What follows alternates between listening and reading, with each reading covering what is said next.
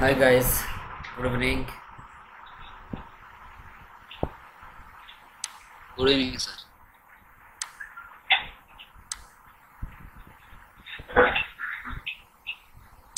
So నిన్న చెప్పిన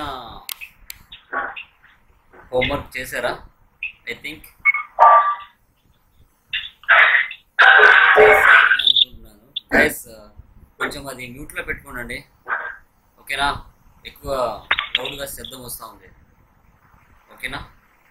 so నిన్న చాలామంది మనం ఇచ్చిన ఏదైతే వర్క్ ఉంటుందో దానికి మనము గ్రూప్స్ లెడ్జెస్ ఐడెంటిఫై చేయని చెప్పాం.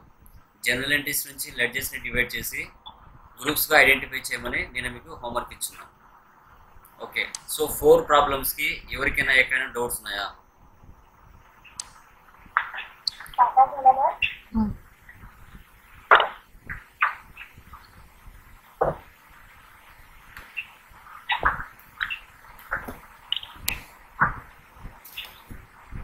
హలో,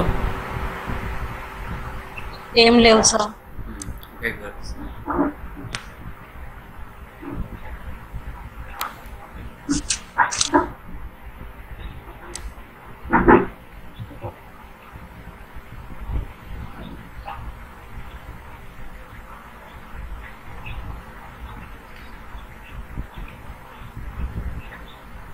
టూ మినిట్స్ ఇంకెవరైనా వస్తారో చూద్దాం.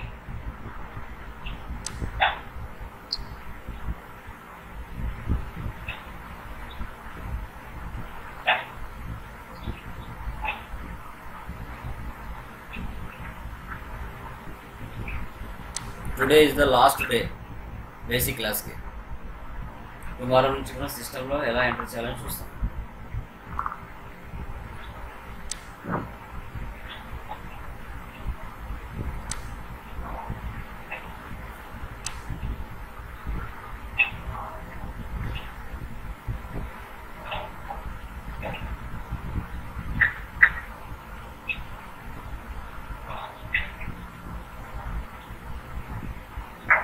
సో మనకు starting first class second class ఎవరైతే క్లియర్గా ఉంటారో ఫర్దర్ నెక్స్ట్ క్లాస్కి అందరూ ఈక్వల్గా ఉంటారు, అంటే అర్థం అవుతూ వెళ్ళడానికి ఛాన్స్ ఉంటుంది.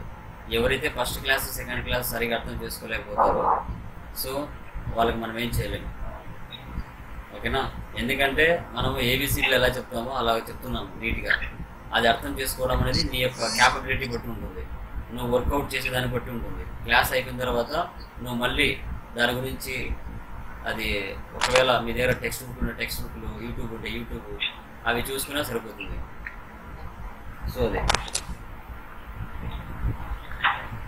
ఏదైనా ఒక సాఫ్ట్వేర్ మనం నేర్చుకుంటున్నామంటే దాని మీద మనం చాలా ఫోకస్ చేయాలి. ఎందుకు, ఎప్పుడు, ఎలా ఉపయోగపడుతుంది, సో ఏ వోచర్ ఎలా ఉపయోగపడుతుంది, ఏది ఎందుకు ఉపయోగపడుతుంది, ఎలా ఎంటర్ చేయాల్సి వస్తుంది ఆ ఎంట్రీస్ని, అవన్నీ కూడా ప్రతిదీ మీరు గమనించాల్సి వస్తుంది. ఏదో మనం క్లాసెస్ వింటున్నాం అనేది కాదు, అలా ఉండాలి. సాఫ్ట్వేర్ అంటే దాన్ని A to Z తెలుసుకోవాలి. ఆ సాఫ్ట్వేర్ గురించి మనం ఎంటర్ అవుతున్నామంటే పూర్తిగా దాని గురించి తెలుసుకోగలగాలి. ఎప్పుడు ఏది ఎలా యూజ్ చేస్తామనేసి, ఏ ఎంట్రీ ఎలా పోస్ట్ చేయాలి, ఎప్పుడు పోస్ట్ చేయాలి, ఏ టైంలో పోస్ట్ చేయాలి, జర్నల్లో ఎంటర్ చేయాలా, పేమెంట్ ఎంటర్ చేయాలా, రిసిప్ట్లో ఎంటర్ చేయాలా, సో ఏది ఎప్పుడు ఎలా అనేది మనం క్లియర్గా తెలుసుకుని ఉండాలి. ఓకేనా? స్టార్ట్ చేస్తున్నాను ఇంకా.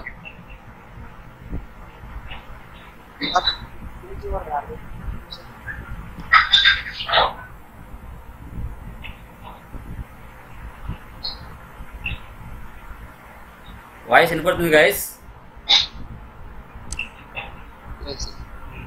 వినపడుతుంది కదా? వినపడుతుంది.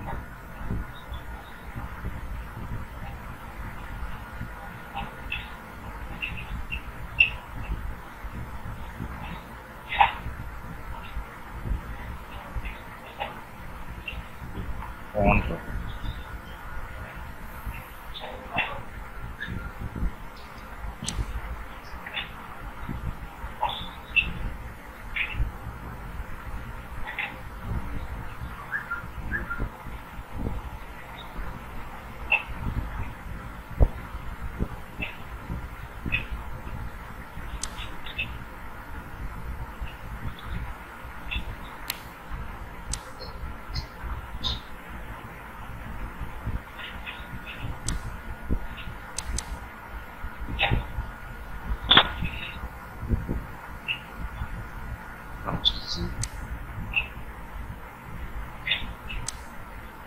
ఓకేనా, స్టార్ట్ చేస్తున్నాను గైస్.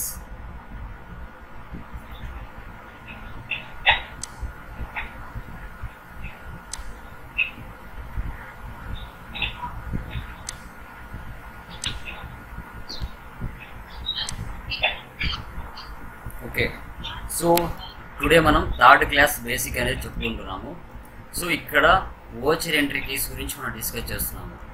ఈ ఓచర్ ఎంట్రీ కీస్ అనేది ఎప్పుడు మనకు ఉపయోగపడతాయి అని మనం చూస్తే, మన బేసిక్ క్లాస్ చూసుకున్నాం, డెబిట్ క్రెడిట్ ఐడెంటిఫికేషన్ చేసాం, తర్వాత జనరల్ ఎంట్రీస్ నుంచి లెడ్జెస్ని డివైడ్ చేసి ఏది ఏ గ్రూప్ వస్తుందో తెలుసుకున్నాం. ఇప్పుడు లాస్ట్ క్లాస్ అనమాట బేసిక్ క్లాస్. ఇక్కడ ఫస్ట్ వన్ చూడండి, F2 అన్నారండి. F2 అంటే date, to change voucher date. అంటే ఏంటి అంటే ఇప్పుడు మన బిజినెస్లో డైలీ ట్రాన్సాక్షన్స్ జరుగుతూ ఉంటాయి. ఏ మంత్లో ఏ ట్రాన్సాక్షన్ జరిగింది అని మనకు తెలియాలి అంటే ఫస్ట్ మనం ఏం చేయాలి, డేట్ మార్చాలి. ఓకేనా, ఇప్పుడు పర్ మంత్కి మనకి 30 డేస్ ఉండొచ్చు, 31 డేస్ ఉండొచ్చు, 28 డేస్ ఉండొచ్చు, ఇలా మనకు ఉంటాయి. సో ఉన్నప్పుడు ఏ డేలో ఏ ట్రాన్సాక్షన్ జరిగింది అనేది మనకి క్లియర్ కట్గా తెలియాలి. సో అందుకు గాను మనం ఫస్ట్ F2 డేట్ మార్చి తర్వాత ఎంట్రీస్ని పోస్ట్ చేయాలి.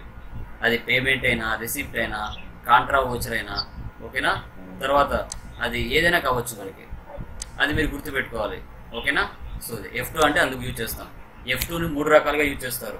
డేట్ మార్చడానికి యూజ్ చేస్తారు, గేట్ వ్యాప్టిల్లో పీరియడ్ని చేయడానికి యూజ్ చేస్తాము, తర్వాత డే బుక్లో మనకు ఏ మంత్ ప్రాఫిట్ అండ్ లాస్ చూసుకోవాలని యూజ్ చేస్తాము. అది ప్రాఫిట్ అండ్ లాస్లో అయినా కావచ్చు, డే బుక్లో అయినా కావచ్చు, అన్ని రకాలుగా F2ని యూజ్ చేస్తాము. అది ఎందుకు ఎప్పుడు అనేది క్లాసెస్లోకి వెళ్ళిన తర్వాత చెప్తాను. తర్వాత నెక్స్ట్ F4 అండి. F4 అంటే కాంట్రా అంటే F4 అంటారు. ఇది ఏంటంటే మనం ఒక బిజినెస్ అనేది స్టార్ట్ చేసిన తర్వాత ఆ బిజినెస్లో ఏ డేట్లో ఏం జరుగుతుంది అనేది మనం F2 అని చెప్పుకున్నాం. తర్వాత ఒక బిజినెస్ స్టార్ట్ చేసిన తర్వాత మనకి కంపల్సరీ 1 or 2 బ్యాంక్స్లో మనకి అకౌంట్ ఉంటుంది. ఉన్న తర్వాత సో మన బిజినెస్లో జరిగే ట్రాన్సాక్షన్స్ ఏవైతే ఉంటాయో డైలీ, ఓకే, అది ఫర్ ఎగ్జాంపుల్ నువ్వు దగ్గర డబ్బు ఎక్కువ ఉంది అంటే, ఫర్ ఎగ్జాంపుల్ నీకు బయర్స్ ఇచ్చారు, మీ దగ్గర ఏదైనా సరుకు తీసుకుని వెళ్ళినప్పుడు ఆ బయర్స్ మీకు డబ్బు తెచ్చి ఇచ్చారు, మీ దగ్గర ఎక్స్ట్రాగా ఉంది, మీరు ఏం చేస్తారు, మీ దగ్గర ఉన్న అమౌంట్ని తీసుకుని వెళ్ళి బ్యాంకులో డిపాజిట్ చేయడం జరుగుతుంది. అంటే క్యాష్ డిపాజిట్. అంటే నీకు ఏ బ్యాంకులో అయితే ఉంటుందో, అది SBI బ్యాంక్ కావచ్చు, HDFC కావచ్చు, ఏదైనా కావచ్చు, ఆ బ్యాంకులో వెళ్ళి మీ దగ్గర ఉన్న క్యాష్ని డిపాజిట్ చేస్తారు. ఓకే, మీకు అవసరమైనప్పుడు బ్యాంకు నుంచి విత్డ్రా చేసుకుంటారు. మీకు కావాల్సిన అమౌంట్ ఎంతైతే కావాలో మీ యొక్క బ్యాంక్ నుంచి మళ్ళీ విత్డ్రా చేసుకుంటారు. తర్వాత మీకు 1 or 2 బ్యాంక్స్ ఉన్నప్పుడు ఏ బ్యాంకులో అయితే అమౌంట్ తక్కువ ఉంటుందో ఆ బ్యాంకులోకి ఎక్కువ ఉన్న బ్యాంక్ ఉంటుంది కదా, డబ్బులు ఎక్కువ ఉన్న బ్యాంక్ నుంచి కొంత అమౌంట్ని ట్రాన్స్ఫర్ చేస్తారు వేరే బ్యాంకులోకి. అంటే ఫర్ ఎగ్జాంపుల్ SBI బ్యాంక్లో మీ దగ్గర 50 lakhs ఉందనుకోండి, HDFC బ్యాంక్లో తక్కువ ఉంది, అప్పుడు మీరు ఏం చేస్తారు, SBI బ్యాంక్ నుంచి HDFC బ్యాంక్కి ట్రాన్స్ఫర్ చేసుకుంటారు కొంత అమౌంట్ని. ఓకేనా, సో అది అంటే cash transfer from one bank to another bank. తర్వాత క్యాష్ టు పెట్టి క్యాష్ ఉంది. క్యాష్ టు పెట్టి క్యాష్ అంటే ఏంటంటే మనకి ఇప్పుడు ఫర్ ఎగ్జాంపుల్ మంత్ మనకి 5,000 ఏదైనా ఆఫీస్ ఖర్చులు కొన్ని జరుగుతాయండి. అవి ఏంటి, జిరాక్స్లు కావచ్చు, లేకపోతే టీ ఖర్చులు కావచ్చు, రకరకాలు జరుగుతూ ఉంటాయి. అలా జరుగుతూ ఉన్నప్పుడు మీరు ఏం చేస్తారంటే క్యాష్ నుంచి కొంత అమౌంట్ పెట్టి క్యాష్లో పక్కన తీసి పెట్టుకుంటారు.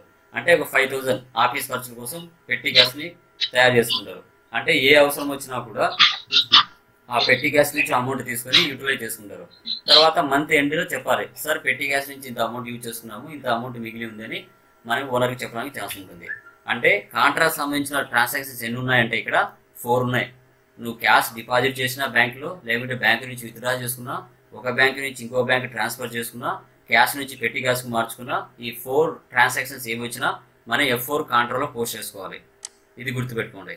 ఓకేనా, సో అది బ్యాంకుకి సంబంధించిన ట్రాన్సాక్షన్స్ వస్తేనే F4లో ఎంటర్ చేసుకోవాలి. అది ఏంటి, నువ్వు జరిపిన ట్రాన్సాక్షన్స్, ఎవరు బయ్యర్ కానీ సప్లయర్ జరిపిన ట్రాన్సాక్షన్ కాదు. నువ్వు నీ బ్యాంక్ నుంచి అంటే నీ యొక్క బిజినెస్ నుంచి నువ్వు నీ యొక్క బ్యాంకులో డిపాజిట్ చేసుకున్నా, విత్డ్రా చేసుకున్నా, ఒక బ్యాంక్ నుంచి ఒక బ్యాంక్ ట్రాన్స్ఫర్ చేసుకున్నా, క్యాష్ నుంచి పెట్టి క్యాష్కి మార్చుకుంటే మాత్రమే కాంట్రాక్ట్ తీసుకోవాలి. ఏదో బయ్యర్ మీకు నెఫ్ట్ చేశాడని, RTGS చేశాడని అవి అన్నీ దీంట్లోకి తీసుకొచ్చి వేయకూడదు. F4లో రాంగ్ అవుతుంది. ఓకేనా, సో అది. తర్వాత F9 అంటే ఏంటి, పర్చేజెస్ అంటారు. మీరు ఏదైనా ఒక దుకాణానికి వెళ్ళారు, దుకాణానికి వెళ్ళిన తర్వాత అక్కడ డైరెక్ట్గా క్యాష్ ఇచ్చారు, మీకు కావాల్సిన వస్తువులు తెచ్చుకున్నారు.